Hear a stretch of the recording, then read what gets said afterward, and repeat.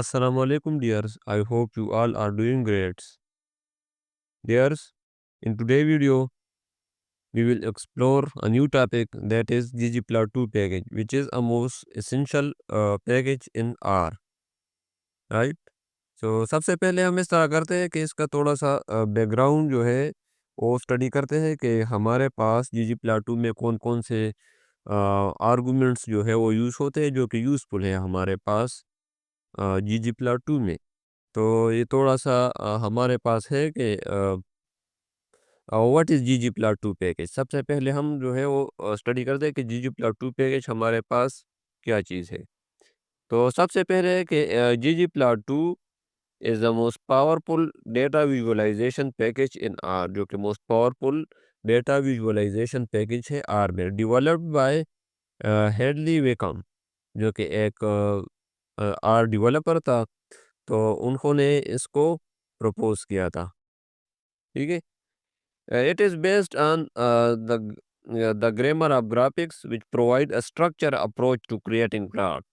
इसमें हमारे पास जो है स्टेप वाइज हम इनमें एडिशन करते हैं, डिफरेंट लेयर जो है वो ऐड करते हैं। ठीक है।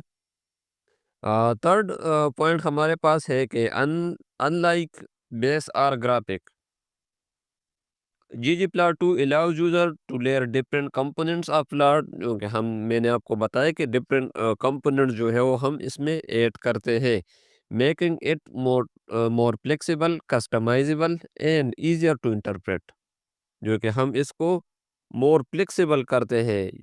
अगर हम बेसिक कार में देखो तो इसमें इतनी फ्लेक्सिबिलिटी नहीं होती, लेकिन जो हमारे पास ggplot2 पैकेज है इसको हम यूज़ करेंगे तब हम जो है इनमें फ्लेक्सिबिलिटी जो है वो ज़्यादा होती है। इसी तरह कस्टमाइज़ भी हम इसको कर सकते हैं और इसकी जो इंटरप्रिटेशन हो हमारे पास मोर इजी हो जाती है। ठीक है। तो दूसरा हमारे पास है कि की फीचर इसमें क्या-क्या है।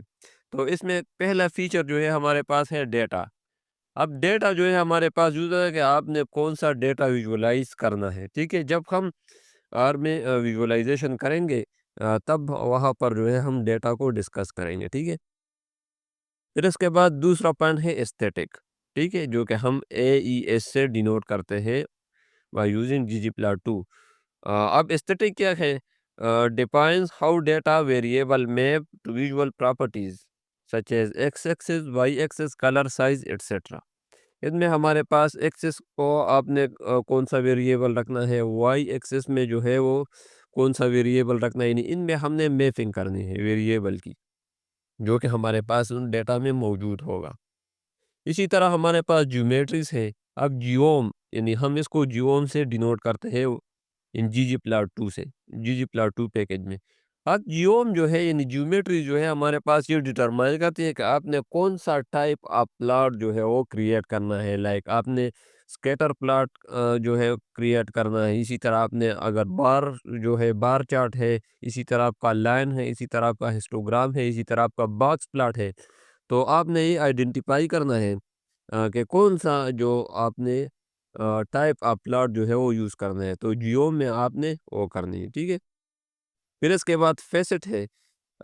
फेसेट जो है हमारे पास यूज़ होता है split data into multi small class based on variable.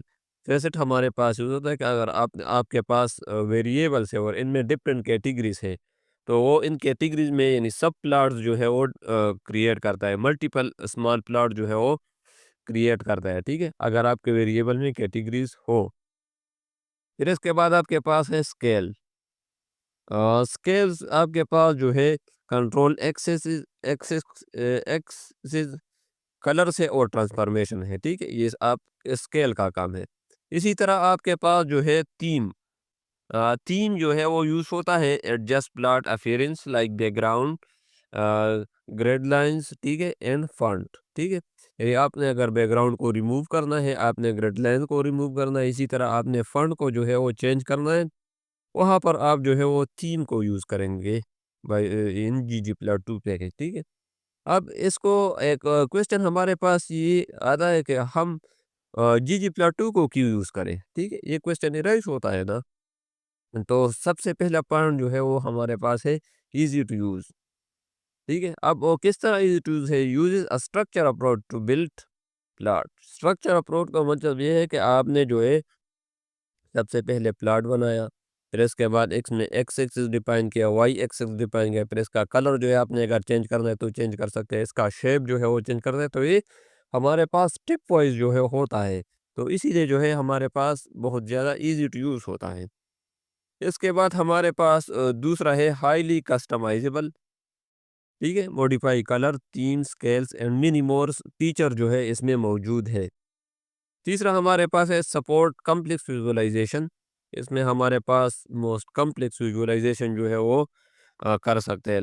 यानी ये हमारे पास अगर हम देखें तो मल्टी फेनर प्लॉट हो गया, जैसे या trend line and statistical layers, तो ये सब हम जो है जीजी प्लॉट 2 के ज़रिए कर सकते हैं।